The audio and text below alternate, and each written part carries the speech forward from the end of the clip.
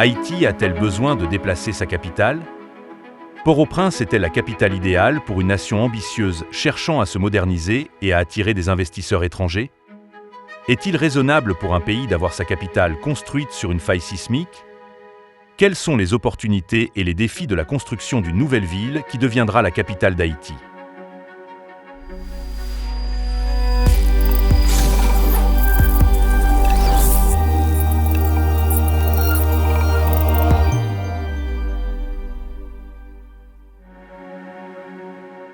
Avant de rentrer dans le vif du sujet, plongeons-nous d'abord dans l'histoire de Port-au-Prince. Bien avant la colonisation européenne, la région que nous connaissons aujourd'hui sous le nom de Port-au-Prince faisait partie de la civilisation taïno. Cette région relevait du caciquat de Xaragua, l'un des 5 grands royaumes taïnos de l'île d'Hispaniola. Alors que la capitale de Xaragua, Yagana, se trouvait dans l'actuel Léogane, la zone de Port-au-Prince elle-même abritait plusieurs établissements taïnos, dont Bohoma et Guaba. Les taïnos utilisaient les vastes plaines entourant ces établissements principalement comme terrain de chasse. Au début des années 1500, les Espagnols avaient consolidé leur présence sur l'île, concentrant leurs efforts principalement sur la partie orientale, qui est aujourd'hui la République dominicaine.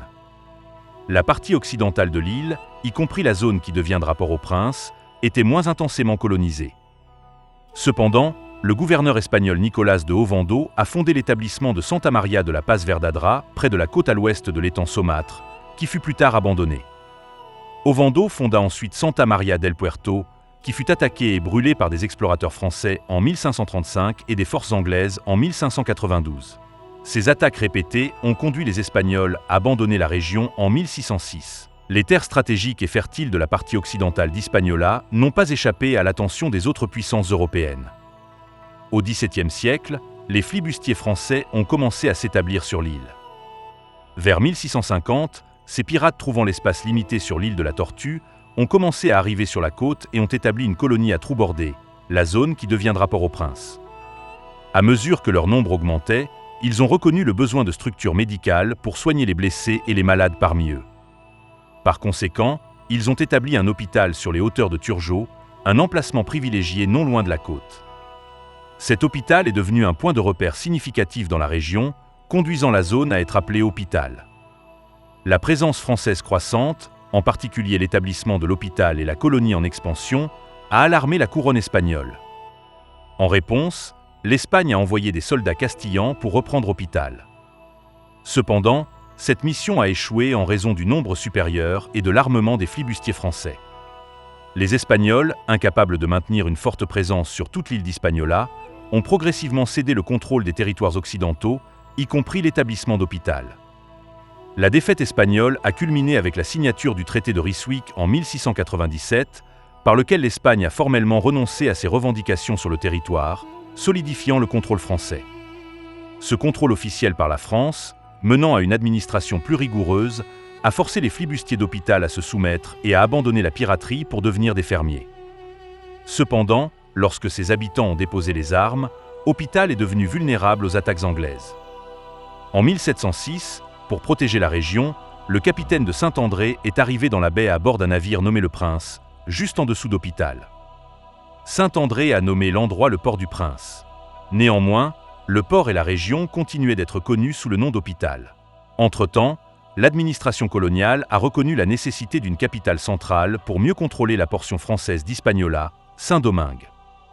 Initialement, Petit Goâve et Léogane ont été envisagés, mais toutes deux ont été écartées en raison de leur emplacement non central, du climat malarial de Petit Goâve et de la topographie difficile à défendre de Léogane.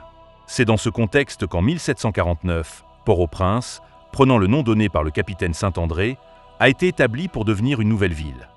En 1770, Port-au-Prince a remplacé Cap-Français, maintenant Cap-Haïtien, comme capitale de la colonie de Saint-Domingue.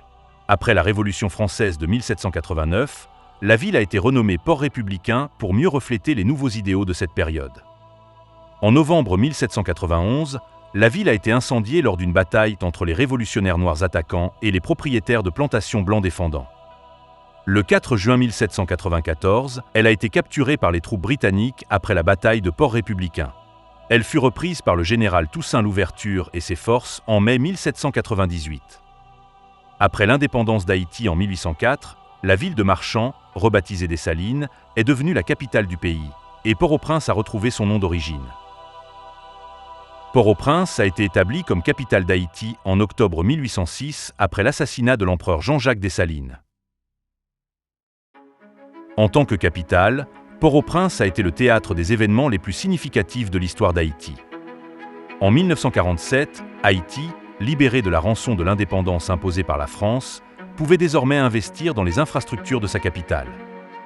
Le président Dumarsais estimait à investi $1 million, soit les 3/4 du budget national, dans un projet impressionnant de modernisation pour lancer l'exposition internationale du bicentenaire de Port-au-Prince.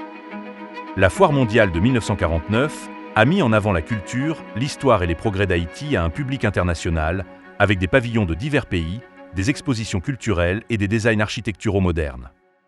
Cet événement a été perçu comme un moment significatif du développement d'Haïti au milieu du XXe siècle, symbolisant les aspirations du pays à la modernisation et à la reconnaissance internationale. À partir de ce moment, Port-au-Prince va connaître son âge d'or, s'étendant de Dumarsais estimé à François Duvalier, en passant par Paul Magloire, de 1949 au début des années 1960. Il y a eu des améliorations significatives dans les infrastructures de la ville, notamment les routes, les bâtiments publics et l'urbanisme. Les investissements étrangers ont augmenté, entraînant une croissance économique et l'établissement de nouvelles entreprises et industries. Cette période a vu un épanouissement de l'art, de la littérature et de la musique. Le développement de la musique haïtienne, en particulier la montée de la musique compas, a apporté une vie culturelle vibrante à la ville. La ville est devenue une destination populaire dans les Caraïbes pour les touristes internationaux, en particulier en provenance des États-Unis. Bien que cette période n'ait pas été sans problème, elle a connu une stabilité politique relative par rapport aux périodes antérieures et ultérieures de l'histoire haïtienne. En effet, après la chute des Duvalier, entendons-nous, après la chute d'une dictature, ce sera ironiquement une descente aux enfers.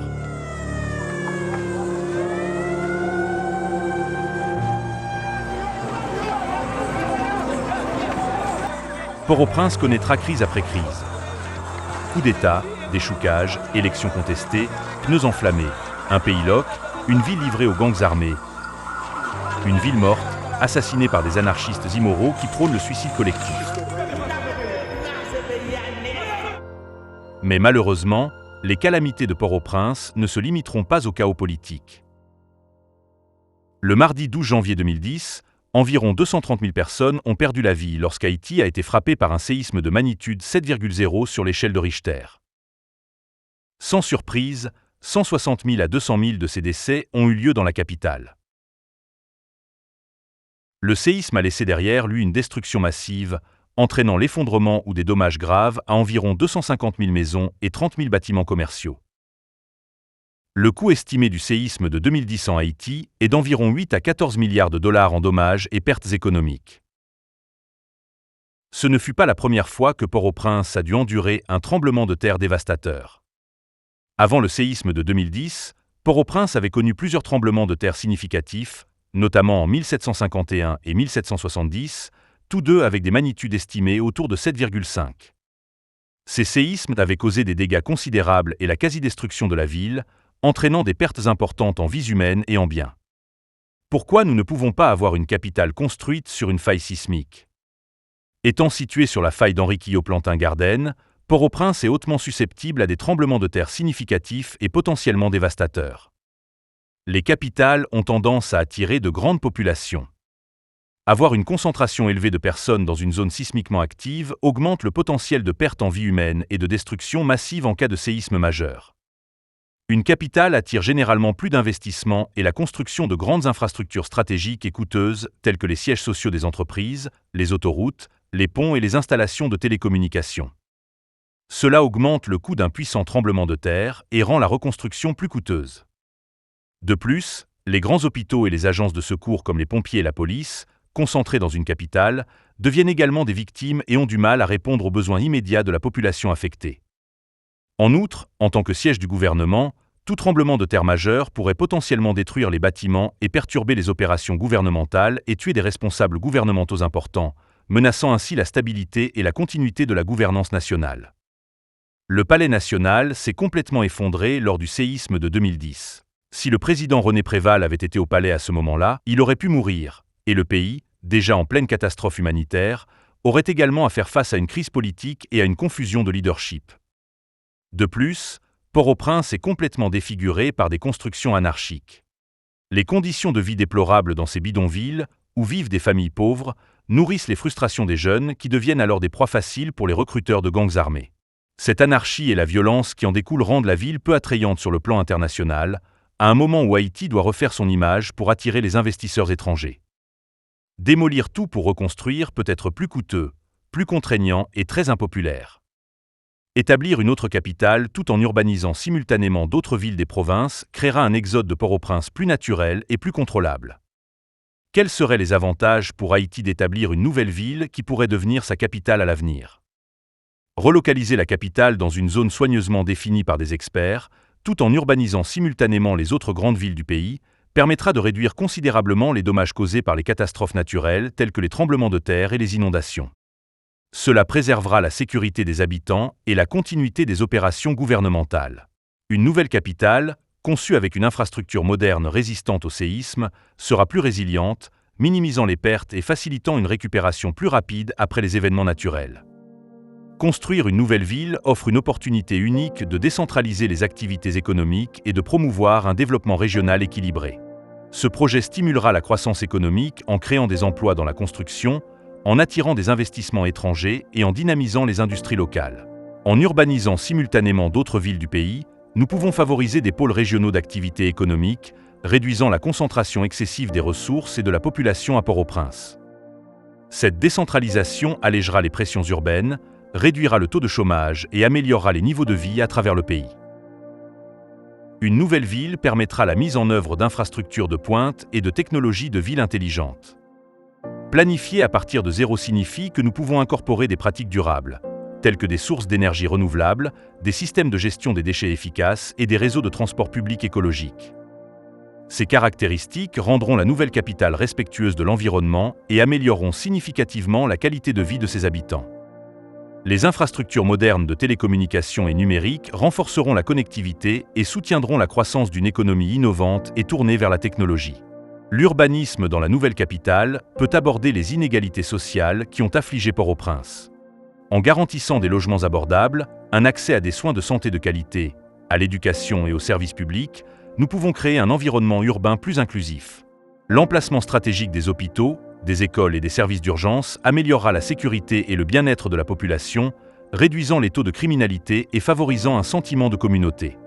Une ville moderne et bien planifiée servira de symbole de progrès, démontrant l'engagement d'Haïti envers le développement et la stabilité. Cette nouvelle ville sera un témoignage puissant pour redorer le blason d'Haïti sur le plan international, attirant les touristes, les entreprises internationales et les investisseurs. Le potentiel attractif des zones économiques, des centres culturels et des conférences internationales positionnera Haïti comme un acteur compétitif en Amérique latine. La création d'une nouvelle capitale facilitera un processus d'urbanisation plus contrôlé et planifié. Cela peut aider à gérer la densité de population à Port-au-Prince, conduisant à une distribution démographique plus équilibrée. Avec des incitations à la migration bien planifiées et des stratégies de développement urbain, la transition sera fluide et ordonnée, évitant les pièges d'une expansion urbaine rapide et anarchique. Bien que la perspective de créer une nouvelle capitale pour Haïti soit attrayante, le projet comporte des défis significatifs et un calendrier réaliste qui doivent être soigneusement pris en compte. La complexité et l'ampleur d'une telle entreprise nécessitent une approche stratégique pour surmonter les obstacles financiers, logistiques, sociaux et politiques. L'un des défis les plus importants est de sécuriser le financement nécessaire. Les ressources économiques limitées d'Haïti rendent difficile le financement de projets de grande envergure comme la construction d'une nouvelle ville. L'aide internationale, les investissements privés et les partenariats publics-privés seront cruciaux pour lever les fonds nécessaires. Haïti peut faire face à un manque d'expertise locale en matière de planification urbaine et de construction à grande échelle, nécessitant l'implication de professionnels haïtiens de la diaspora et d'experts et entreprises internationaux. Assurer la stabilité politique et une bonne gouvernance tout au long du projet est crucial. L'instabilité politique pourrait perturber les activités en cours et dissuader les investisseurs. Des réformes radicales doivent être mises en œuvre dans l'administration publique et dans le système judiciaire pour permettre une transparence absolue dans les dépenses publiques et lutter contre les corrompus qui pourront gangrener le projet. L'impact environnemental des constructions doit être soigneusement géré pour éviter des dommages écologiques à long terme, nécessitant une planification minutieuse et des pratiques rationnelles. Compte tenu des contraintes économiques d'Haïti et de la complexité du projet, le calendrier pour établir une nouvelle capitale s'étendrait probablement sur plusieurs décennies. Il pourrait falloir 30 ans ou plus pour qu'Haïti établisse une ville digne d'être une capitale, qui, comme toute ville, continuera de croître et de s'améliorer au fil du temps. Malgré les défis d'un tel projet, Haïti doit de toutes les façons planifier son développement futur en dehors de Port-au-Prince, qui devient de plus en plus un fardeau pour le pays. Les conditions insalubres, la surpopulation, la violence et les constructions à risque dans une région à activité sismique sont des problèmes à Port-au-Prince qui doivent être abordés. Ces problèmes ne peuvent être résolus que par une politique sérieuse d'aménagement du territoire. Une redistribution de la population sur le territoire, couplée à un exode de Port-au-Prince et au développement régional, est une voie viable pour rationaliser l'allocation des ressources et soutenir une croissance durable. Des efforts louables de reconstruction ont été entrepris à Port-au-Prince après le séisme de 2010. Cependant, un autre séisme de grande magnitude causé par la faille d'Henri-Quillot est inévitable dans un avenir proche ou lointain. C'est aujourd'hui que nous devons penser au bien-être des générations futures. Le développement d'un pays est un travail d'équipe. Une équipe qui comprend non seulement les concitoyens contemporains, mais aussi les concitoyens du passé et du futur. De toute évidence, Haïti subit les conséquences des erreurs du passé. Mais nous avons le choix d'apprendre du passé et d'éviter de répéter les erreurs qui ont conduit au conflit et à l'instabilité, responsables de la fuite des investissements financiers et des individus qualifiés. L'Haïti de demain que nous léguerons à nos enfants et aux enfants de nos enfants est entre nos mains pour la façonner.